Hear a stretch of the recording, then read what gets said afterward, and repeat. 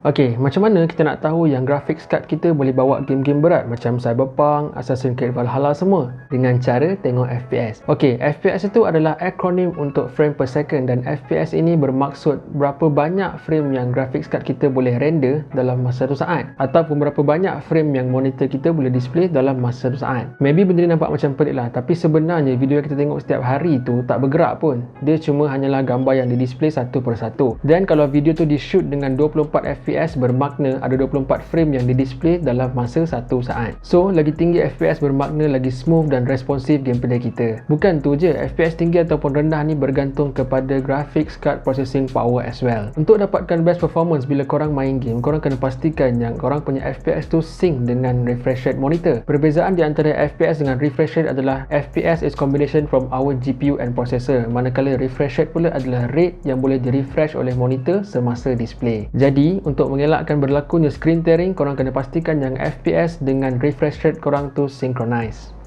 Okey, macam mana kita nak synckan FPS dengan refresh rate monitor? Jawapan dia, korang kena beli monitor yang ada FreeSync ataupun G-Sync compatible. Tetapi walaupun korang ada high refresh rate monitor, but GPU korang tak boleh nak produce high FPS, korang tak akan dapat best experience bila korang main game. So, korang kena make sure yang korang punya refresh rate dengan FPS itu synchronize. Okey, soalan seterusnya, adakah kita akan dapat any advantage daripada high FPS? Jawapan dia adalah ya. Dan advantage-nya adalah kita akan lebih react dengan sebarang perubahan yang berlaku semasa kita main game. Alright, so FPS ni dia terbagi kepada 4 tier. Yang pertama, kita ada 30 FPS. 30 FPS ni adalah standard FPS yang korang akan dapat bila korang main game dekat konsol ataupun low-end PC spec. And most of the time, bila korang main dekat 30 FPS ni, korang masih lagi belum rasa smooth dan responsif bila korang main game.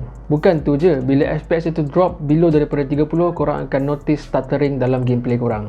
Seterusnya adalah 60 FPS. Generally, kita akan panggil 60 FPS ni sebagai ideal FPS untuk kita main game. At this point, korang dah mula rasa smooth and responsif bila korang main game. But the thing is, tak semua konsol boleh run dengan 60 FPS. Only well-optimized konsol je yang boleh run dengan 60 FPS. Ok, tier yang ketiga pula adalah 120 FPS. 120 FPS ni hanya boleh di-achieve menggunakan high-end PC spec sebab dia memerlukan a monster graphics card. Bukan itu je, dengan 120 FPS ni ditambah lagi dengan refresh rate monitor 144Hz, korang akan dapat best experience bila korang main game. Ok, last but not least adalah 240 FPS. Bagi saya sebenarnya tak ada beza pun di antara 120 FPS dengan 240 FPS sebab mata manusia tak boleh nak keep up, and most of people dia tak dapat nak bezakan antara 240 FPS dengan 120 FPS. So saya rasa agak tak berbaloi untuk kita kejar sampai 240 FPS. Cukup sekadar atas 60 FPS pun dah boleh rasa smooth bila korang main game. Ok, walaupun FPS ni ada 4 tier, tapi tak semestinya korang akan dapat the exact amount daripada 4 tier tadi sebab FPS ni totally unstable. Kadang-kadang kita boleh dapat 35, 75, 123 dan sebagainya lah. Tapi as long as korang boleh jaga FPS korang atas 60,